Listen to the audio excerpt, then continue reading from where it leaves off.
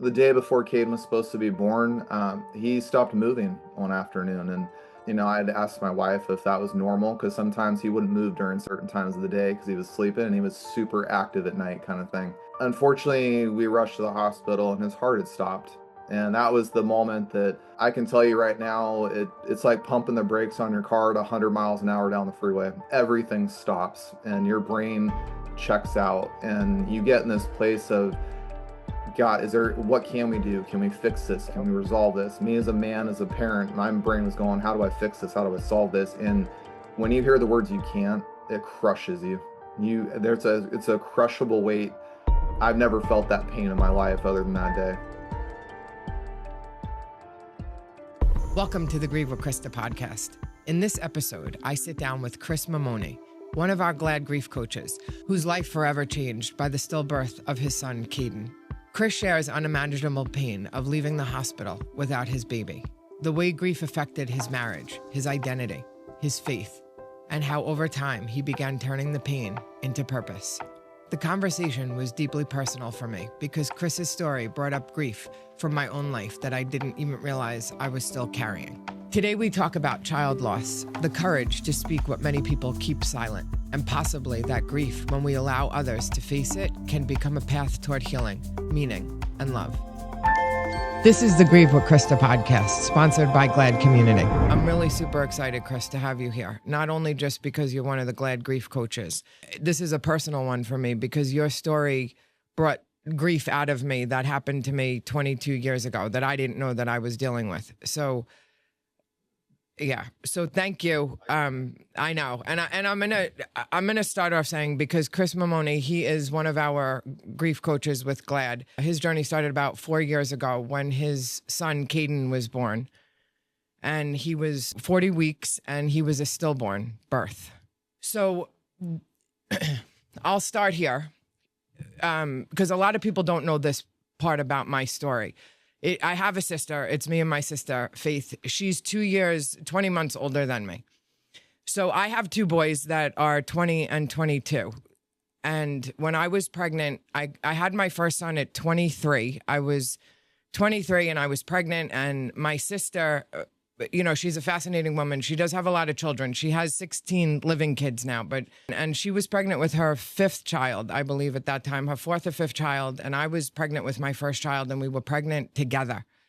And my due date, I was having Nicholas on October 24th and her due date was in November, the beginning of November.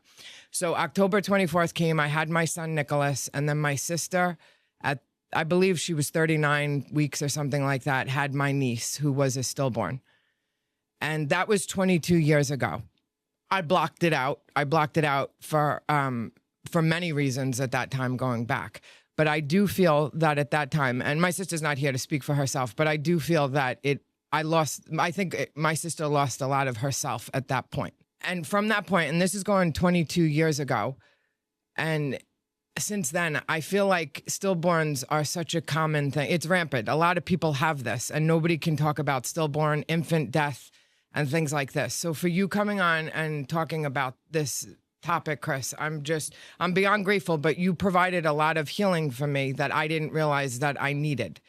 So I want to hear about your story, Chris, with Caden and your family and the unimaginable. That's what this is, truly. Yeah, I appreciate you sharing a little bit of your story because people don't think stillbirths happen that often. The true fact is they happen over 120,000 times a year in America alone. And that's a lot of baby loss. And people don't like to talk about it because it's very hard. It's a very painful thing. And I'll just say that if you're somebody who's around a parent who's going through that, you have no idea how much pain is involved with that. And so this is a place to show compassion, kindness, empathy, hold space for them. I know you have your own fears, your own phobias around it. I completely respect it, but just understand they're going through something you can't possibly imagine. And so my story is very complex in a lot of ways because of what happened with that, but I had just come out of being unemployed and started a new job. My wife got pregnant 2 months after that, and we were elated because we struggled with infertility for 6, 7 years and just could not get pregnant. And so I call Caden the miracle baby for many reasons I'll tell you in a minute. But we were excited to have a little boy. And I remember the first time I held my wife's stomach and got to feel his fingers go across my hand. And I remember being like, "Ooh, this is like alien kind of thing." But it was such a beautiful moment of life. And the hardest part, I think, for me as I went through that is when we got pregnant. I realized my life was changing before it even happened. I realized I was going to be a different person after this child comes in the world. And that's such Yeah. an interesting transformation piece for you as a person to go through because you realize that you now have something bigger and more important to take care of and a bigger role in your life. And so the unfortunate side of things that we experienced is that as we were going through the pregnancy, we dealt with a lot of emotional and verbal abuse from my wife's family. That was a very, very hard thing to go through. And I don't talk in details about that for a variety of reasons, but I'll just say it's hard when you're trying to go through the one important, beautiful moment of life and dealing with so much negativity and so much abuse. It's very hard to go balancing that act. What really made that hard is the day before Caden was supposed to be born, he stopped moving one afternoon. And, I had asked my wife if that was normal because sometimes he wouldn't move during certain times of the day because he was sleeping and he was super active at night, kind of thing. Mm. Unfortunately, we rushed to the hospital and his heart had stopped. And that was the moment that I can tell you right now, it's like pumping the brakes on your car at 100 miles an hour down the freeway. Everything stops and your brain checks out, and you get in this place of, God, what can we do? Can we fix this? Can Yeah. we resolve this? Me as a man, as a parent, my brain was going, how do I fix this? How do I solve this? And when you hear the words you can't, it crushes you. It's a crushable weight. I've never felt that pain in my life other than that day. But what I'll share though, we gave birth to him the next day just because of where the hospital was set up. And when we got to meet our son, I don't know why it was, but I felt like, for listeners that are spiritual, listeners that are not, I'll just say I really felt like God put up a curtain around my wife and I, Mm. and the whole world was blocked out. The only thing that was there was myself, my wife, and my son. And he was a beautiful, beautiful little boy. I mean, my God, my wife all said after the fact, she said, you never could stop smiling holding him. And I said, I didn't want that moment to be filled with such hurt and pain and emotion with that. I wanted to be proud that we had a child, and I don't care that he's not breathing right now. The fact is, we had a child, and he's still alive. And I wanted him to see me in that moment, appreciate and love and kindness towards him is what I wanted. And so that 24 hours was what I like to call a brutal moment. It was beautiful and brutal all at the same time. Mm. Mm. And Yeah, I love that. Yeah. so, I'll share, after you had to go home from the hospital without him, that's when the real pain kicked in. Reality hits you. And that was the kickstart of a very brutal path. I'll tell you that. But I'm grateful for my son. He came into the world untraditionally and not the way that I wanted, not the way we wanted. Yeah. But he put me on this path for whatever reason. He put me on this path to help people navigating grief, navigating loss, navigating trauma in their life. He put me here for a reason. And so I can't help but sit here and be nothing but grateful and appreciative and have love for my son. I can have nothing but those things. And that doesn't mean I don't hurt at the same time. It doesn't mean I don't feel pain on certain days like Father's Day and the holidays are very, very hard. That first year was brutal listening to Christmas music in the store. It was like having a PTSD episode, to be honest. Yeah. So yeah, it's child loss is something to raise awareness about. I'm trying to do that. I'm also trying to help people overcome the awkwardness, overcome that stigma of, whoa, I don't know how to deal with this, or hold space for lost parents. I'm really trying to say, hey, they're going through something you can't imagine. And so hold space for them. And I know that's uncomfortable. I know it's hard, but hold space for them because lost parents really just want a place to feel seen, feel heard, make their child feel seen and heard. That's the biggest gift we could ever give them. Absolutely. No, absolutely. And yeah, and at that moment too, back in the day, when I had a baby and then my sister, I didn't have the words. When something like that happens, not even just my story, people they scare away. They just don't even talk to you. And that's what I believe my sister found too. The picture is really what got me on your Facebook, which it's coming up because I do want to. My sister always, we have to celebrate them. It's your child. And, when I seen the picture of Caden on there, my sister did the same, we put the same picture.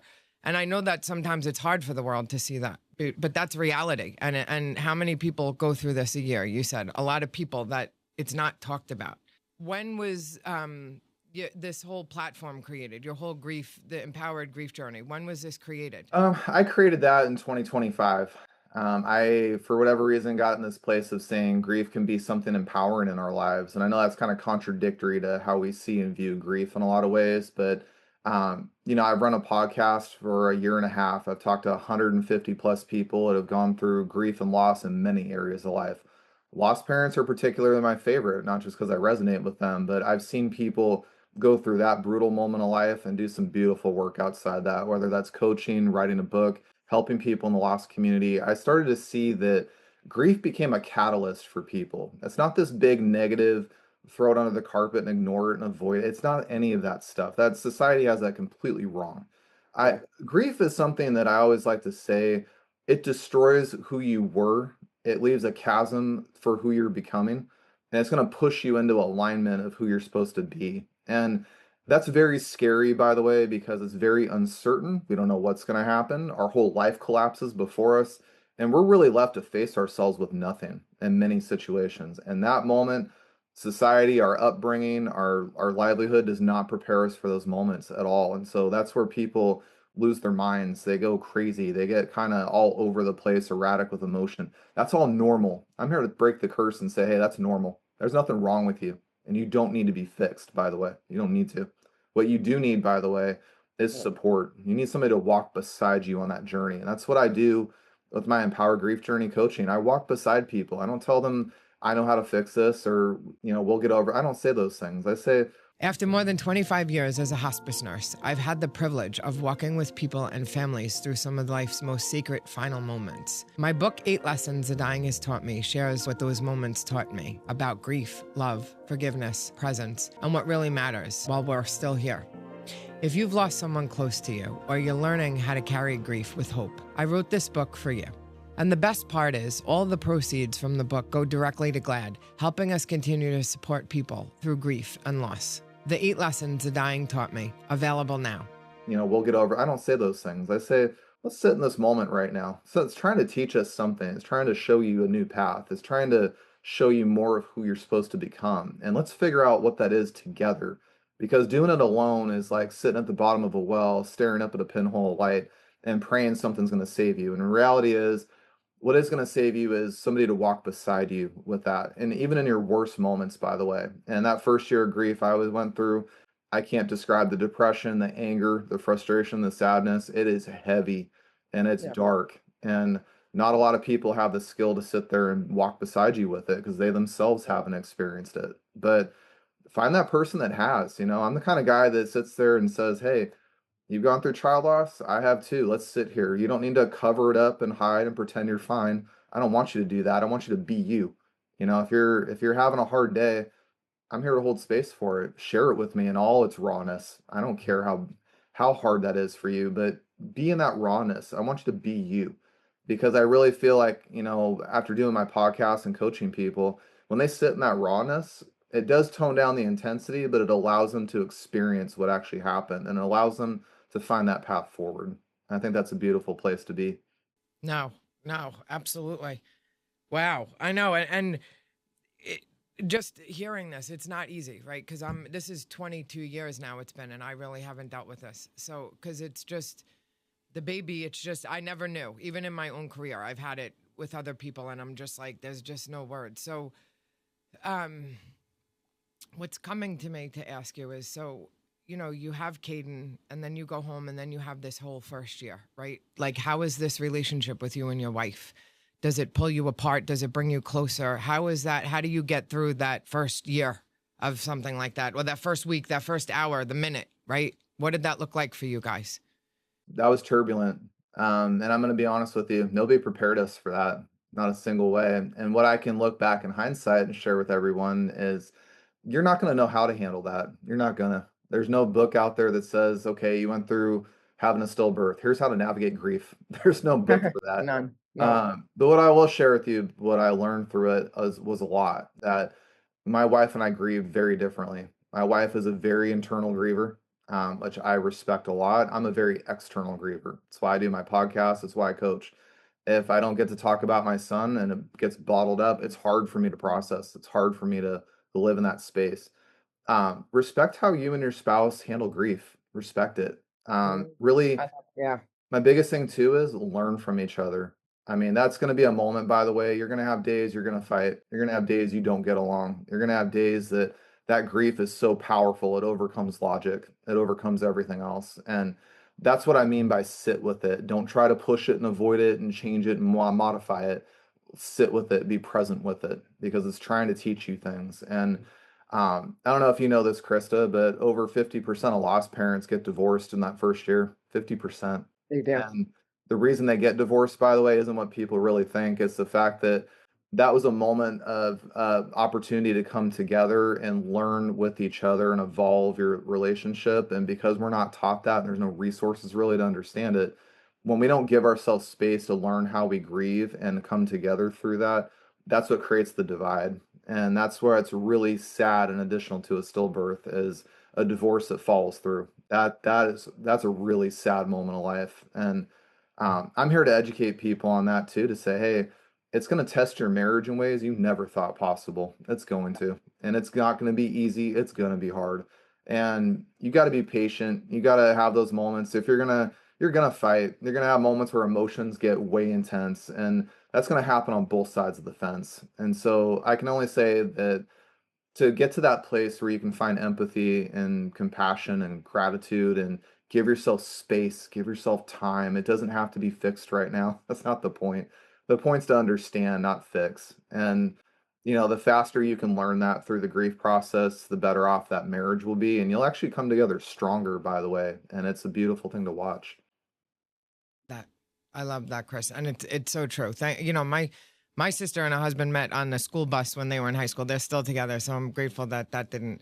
They have too many kids to be apart anyway now, but I believe that it made them closer as well. So 4 years, 4 years now. So that's the first year. 4 years later, what does your life look like now? It's been a big journey of self-discovery for me. I've gone through a lot of depression through those years.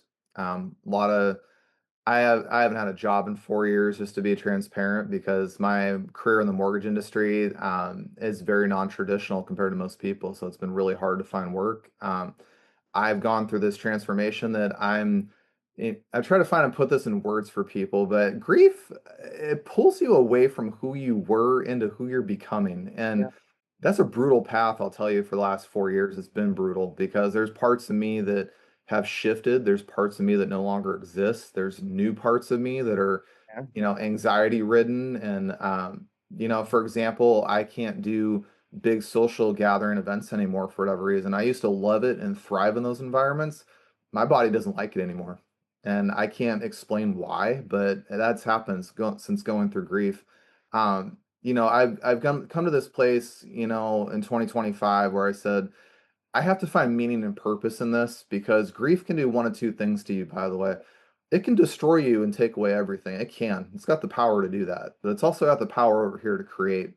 This one over here to create is a hell of a lot harder than this one over here. And I'll say that a lot of people, I've met that have gone through big grief moments in life, turned to drinking, porn, all sorts Yeah. of stuff. I've heard people getting DUIs, going to jail. I've heard people losing marriages. I've heard people struggling in all sorts of areas of life. And what I like to share about that is all those people who did go through those things, it wasn't a bad thing, by the way. They actually learned about themselves through those things. And so I always like to say that if you can find a way through your grief to get to that create place, like I did in 2025, to give meaning and purpose to it, it becomes a catalyst for you. And for me, that was that I don't want Caden to be some really sad, depressing, awful, horrible thing that happened in my life. And the only time I talk about it is in that context, because that means that that was literally for nothing, if that's really my perspective on it.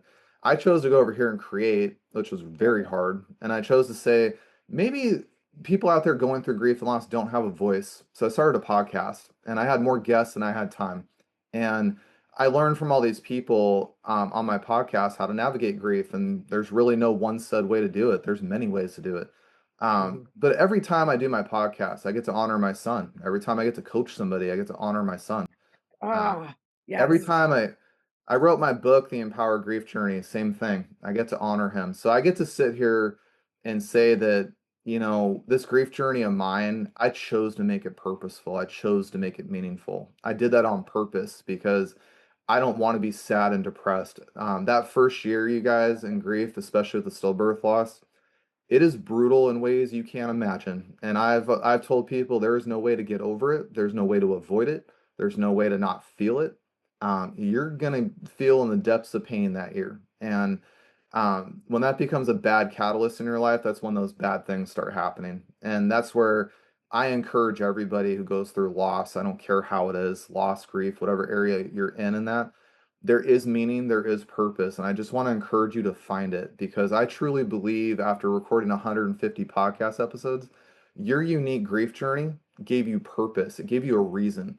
There's something there to honor and remember that walk you went on and carry that thing forward with you in a way that empowers you and supports you versus destroying you. And I can tell you, you're not the only one that went through it. You're not the only one that's facing that challenge.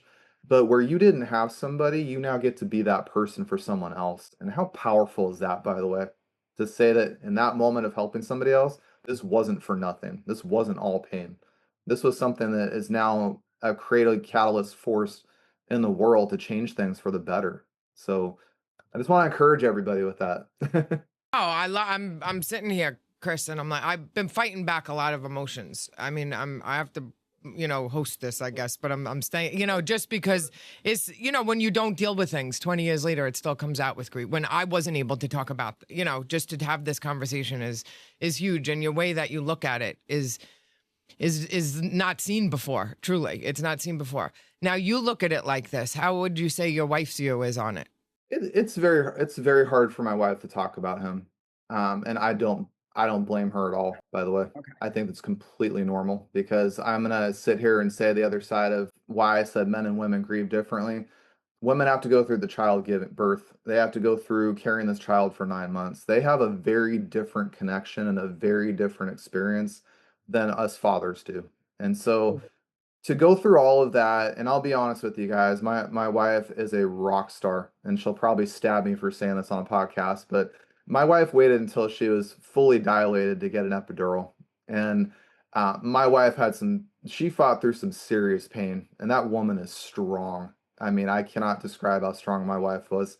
And she still is today. And for her to be able to talk about Caden, it hurts a lot because there's a lot of family grief and there's a lot of losing him all in the same mix. And that's a very hard thing to walk through, let alone share and talk with people openly. And so um, she's actually transmuted her grief into pottery and ceramics, which she did when I first met her in college. And so now she's starting a nonprofit. She's starting her ceramics business, and she's making functional ceramic clayware for people in honor of Caden. And it's something very beautiful. Like I said, you can find meaning and purpose through grief. And the thing I want to share too is, for listeners today, grief is not a linear thing. It's not something you're going to get over at one point and say, okay, I'm over it, is what it is. This thing happened in the past. It doesn't work like that. What grief does work like, by the way, is you'll wake up one day. And I don't care if that's 6 months, a year, 5 years. I've talked to people 20 years, 22 for you. There's people decades down the road that wake up in that moment and all of a sudden they say, I can face this. I can handle this. This can be something different. Whenever that time happens for you, it doesn't matter about everybody else, but whenever that time happens for you, I just want you to take advantage of that because that's your time, that's your moment. That's your grief opportunity, by the way, when it transitions from grief to healing. And that's a moment in life you're not going to forget. It's one that's actually going to empower you. And I just wanted to encourage everybody. You don't need to have that on a time frame of any kind. That's a personal choice for you. But my wife's made something beautiful of her grief with Caden, and it's just beginning. It's just starting. This is 4 years after the fact, so it's a beautiful process. That is both of you are taking your pain and making it your purpose, turning your pain into purpose. So, um, I wanted to just go back to something, that you said earlier in the beginning, because it made me think of like the ending. So you said, I just remember in the beginning, you said that when your wife was pregnant, that you had some like it wasn't the best pregnancy, right? There was some trauma or abuse or something like that in the family that you said it wasn't easiest pregnancy for whatever reason. This episode of Grieve with Christa is brought to you by Glad, a community dedicated to supporting grief walkers with connection, tools, and truth. Because grief isn't something to fix, it's something to honor. For more information on Glad, click the link in the video description. In the family that you said it wasn't easiest pregnancy for whatever reason. And it's just making me just want to come back to this point, because just like life and death, they're both beautiful. And people don't look at it like that. So when somebody's pregnant, and I don't know, maybe this is just a little side note for the world, right? When somebody's pregnant, we offer love, peace for them and that baby. And they don't realize that a baby feels everything then when they're inside the mother, right? We know this, what you eat, what you say. We put, there's mothers that put music on top of their stomach to make it a peaceful place. And that's really important. And I want to just remind the world, like when somebody is pregnant, they're creating a life inside of them. Like we want it to be a peaceful, blessing place almost, So when people are dying, I've had the same thing too at the end of life, that people don't respect when people are like leaving this world, whatever it is. And just like life, it is with death. And we want it to be beautiful. We want to hold space for people in whatever, in a beautiful way. If it's life, if it's death, if whatever it is. And it made me think about that when you brought that up. So even this space when somebody is dying, we want to have it peaceful. We want to fill people up, right? Just like when they're creating the life. When they're creating the life, they're leaving the life. We have to look at it a little bit more sacred and a beautiful place. So I appreciate you saying that in the beginning, because sometimes people forget, like, yes, you're pregnant, but that whole pregnancy, we want to bring this life in, and the family and the friend support that you have around you is so important, and people forget that. Little side note.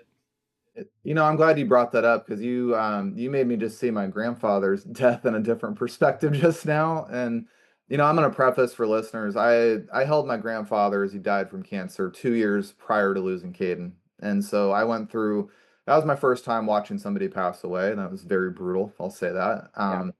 Losing a baby, brutal at the same time. What happened to what Chris is talking about right now is, when I lost my grandfather, I came home from New England to Seattle, and my family was fighting. It was all to me, it was very selfish in a lot of ways, because this was my grandfather's moment of passing. And the man had been fighting cancer at 89 years old for 2.5 years, and terminal cancer. It wasn't going to go away.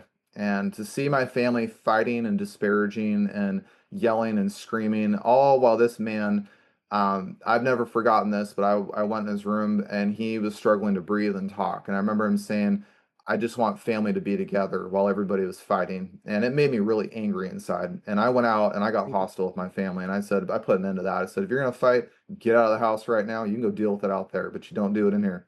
And it was because I realized that this was my grandfather's moment. This is his time. I'm still going to be here years, decades, whatever. I got plenty of life left. This is his moment. So this isn't about me, it's about him. Same thing when we went through our pregnancy. One of the reasons I got very angry, got very mad, is because my in-law family chose to try to have control and dominance, and mocked my wife and made fun of her in a lot of ways, for certain feelings and things like that. And that was very inappropriate to do to a pregnant woman. Very inappropriate. And I spent a lot of that pregnancy very angry, having to defend my wife and protect my kid. That was very, very hard. And something I do want to say, to people out there, and I'm very passionate about this: treat pregnant women with all the respect, love, kindness, empathy, all of that while they're pregnant, and even after they give birth to that child, because you guys no idea what kind of impact stress has on a pregnant woman. And let alone, by the way, that stress can impact a baby as well. And it's not something that it's not appropriate, and it's not right. And, I'll share something my grandfather told me a long time ago when I was getting married. He told me this, never forgot it. He said, when you get married, you're number two, your wife's number one. When you have a child, that child's number one, your wife is number two, you're number three, everybody else is down below that number. He said, don't ever forget that synchronicity of order in your family. Don't ever forget that, because that priority needs to be set, that child is taken care of no matter what. And your wife needs to be taken care of no matter what. And that was a hard year for me to go through that kind of loss going through pregnancy. That was hard for me to watch because Yeah. I wanted my wife to have a very different experience. I wanted us to have a very different experience. This was our family, not everybody's family. This was Yeah. our family. And Yeah. so I'm very passionate about this, and thank you for giving me a little bit of time to say that. But I've talked to pregnant women who've gone through abuse, and it cringes me on a very deep level because I've walked it, I've experienced it. And Yeah. so please understand, pregnant women are doing the one thing in life, by the way, that is the most important out of everything we experience, everything we deal with, our titles, our jobs, our house, our car, all that crap. They're bringing life into the world. So please respect and honor the process they're going through and what they're giving to this world because it is something more beautiful, more precious. And from my experience, it is more love, pure love, than you will ever find anywhere else. I got chills, Chris. It's true. It's true. And we forget that. And I know it's not to talk about, being abused and pregnant and this and that. This is what the world that we live in, sadly, right? This is the truth. And I've seen it too many times that people are just not nice to one another. And I'm like, you don't know if we don't know if you have tomorrow, you don't have tomorrow. You just don't know. And it's like, why can't we just be peaceful and we need some more love and light and peace in this world. That's what we need. It's getting rough out there, Chris. And you don't realize that it could affect the birth, it could affect the death, where, we're missing that. And that's what I've seen, even in my hospice years. I mean, they know, people know. I mean, I do everything because I'm passionate and I'm here. When people die, it's my job to make sure that they're going in peace, right? When I was a nurse and I'd get families are fighting over this and that. And I'm like, what are you doing? Like, you could die. Like, people are missing the point. So we have to get back to that, like, love one another and be mindful to pregnant people and dying people, right? It's the two things that are guaranteed in the world. So I'm sure a lot of people, and I'm sure you get this question, if you have you gone on and had any other kids, or if kids are a part of your future now, since this happened? So my wife and I have struggled with infertility again since it happened, and we've tried very hard to have another child, and it just hasn't happened. And I appreciate you asking that question, and I will share. It's a hard question for me, by the way, because my wife and I want nothing more than to have a child right now. And if somebody was to ask us what we want different in our life was supposed to be having a child. Caden should be 4 years old right now, destroying my house, causing chaos and wreaking havoc. My life should be looking like that. It's not right now. And as a stillbirth parent, we often get told all the time, like, oh, you'll have another one. Oh, it'll happen again. Please don't say those things to a lost parent because Thank you. it pinpoints a very sensitive place in our life, and we can't, something I learned through this whole process, we can't force a body to get pregnant. We can't force when we're going to have children. We can't say, oh, we'll just make it happen like society again tells us it's going to be.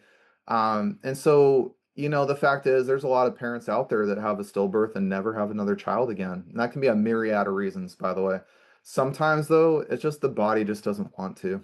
And that's a sad place because a lot of women who struggle with infertility, and I have a woman in my book, by the way, who went through that. She could not even have a child, and it hurts her to this day for years. And she said, I wanted nothing more than to have a child, and my body will not do it. And she said, it's just the most frustrating thing. Um, and so just, I appreciate you asking that. I'd love to have kids one day. I can tell you when I held Caden, my whole world changed in a second, and that's all I wanted. I didn't want, Yeah. I didn't care about anything else going on in the world. It didn't matter to me. I got to hold my son. I said, wow, this is beautiful. I couldn't help but have nothing but, come back to something you said too about love. We were going through family abuse, emotional, verbal, all sorts of things, dealing with narcissistic behaviors. We were dealing with all that crap before my son passed. I was dealing with unemployment, being bullied at jobs, having just no support, very hard place. Held my son. I can tell you right now, all that stuff just went away, like gone. And the only thing that was there was just this raw, pure love of things. And it's a love I felt when my grandfather, right after he passed away, when I was holding him and having a panic attack. Same thing. I felt that powerful love, and I can never really find words for it. But if you have the moment, where somebody is passing away, I'm gonna tell you right now, block out all that other stuff going on. Be Yes. fully present in that moment with that person because that kind of love changes you on a very fundamental level. It changes you. And You don't become such an angry person anymore. You don't pay attention to things that don't matter anymore. You know what really matters in life. And I can say that when you can find that perspective, your whole life changes in an instant. Wow, Chris. Wow. It's so true. No, it does. And I just love your outlook and how you look at this, how in these 4 years you've come to this point. Because I've known a lot of people that have 20, 30, 40 years out and can't come to this point. So to talk about it, to heal, because you're celebrating Caden every day by talking about this, and he's part of your life every day. So a last message, if you had anything for parents that just went through what you went through. If you're a parent that lost a stillbirth recently, I just want to tell you the next 12 months of your life is going to be so painful and so hard to go through. Um, my only thing I can share with you is be kind to yourself. Be very, very kind to yourself. Be very gentle to yourself. There's going to be days where that grief is going to hit you like a freight train, and it is going to be so hard to handle. I get choked up saying this because I remember how hard that was. Um, be careful who you're around that first year. There's going to be people that are going to want to try to fix you. That is going to add insult to injury on your grief. Make sure that those you're around people that just hold space for you. Those people that can listen to you. Find a good therapist, find a good counselor, somebody that just listens, not trying to fix you, tell you what to do, but somebody that just listens. Journaling is a great way to get your thoughts out. Spend time every day remembering that moment. Remember that moment. I know it's painful, but remember it. Hang on to it for a minute because there's a piece of love in that thing that you'll never forget. And it's kind of what's buried inside me that's getting triggered right now. Yeah. Um, it's going to be a place where you're going to be shedding a lot of parts of yourself. You're going to become somebody different. Um, you're going to have days where you feel fine. You feel like normal, like nothing ever happened. You're going to be a whole hot mess the next day. Just know that that's the process. There's nothing wrong with you. You don't need to be fixed. That's part of how grief works. But I also want you to think about that year. This is an important thing I wish somebody told me. I want you to think about how do I honor and celebrate and remember this child? How do I make purpose and meaning where I can celebrate this life every day? Because if I can get myself there, I can be in a place where grief is not going to hold me back. It's not going to be a painful, sour thing in my life, but it's going to be what I call legacy work. It's going to mean I never forget, but I remember and I honor this and I do some kind of work and contribution in my life that moves myself forward and helps and serves other people. That's what I would really tell you. And just know that, by the way, it's a process. I'm 4 years later, I'm crying on a podcast, just in case you guys are wondering. No, you got me crying too. And I'm like, Chris, he's not paying attention to get me a tissue, but it's all right. I'll use my, I'm like, Chris, this is hard. This is like, I'm not saying that, your 95-year-old grandmother makes it so much easier, but this is just, is personal too, but I've known a lot of people and there's no words. That's why I tell people there's really no words, but you have to go through it. And even just anytime somebody dies, I'm like, the first year is always going to be hard. You go through all the holidays, the birthdays, you go through, and in the first year, it really does feel like you lost something. You lost your life. I know, Henry, the other coach, he's like, we didn't lose anything. They're here with us and they are. And, you wouldn't be on this path if they weren't. If Caden wasn't with you, you wouldn't have this whole amazing platform and the thousands and thousands of people that you've helped, maybe millions at this point, for speaking up about your story because people can't speak about it. And just like, your wife, I believe that my sister is on the same, length. It's hard to talk about. What do you talk about? And, my sister actually had an experience with two. So we have Gracie and Daniel. So we're going to dedicate, this to Caden, Gracie, and Daniel. I really appreciate you, Chris. This episode of Grieve with Christa is brought to you by GLAD, a community dedicated to supporting grief walkers with connection, tools, and truth. Because grief isn't something to fix, it's something to honor. For more information on GLAD, click the link in the video description.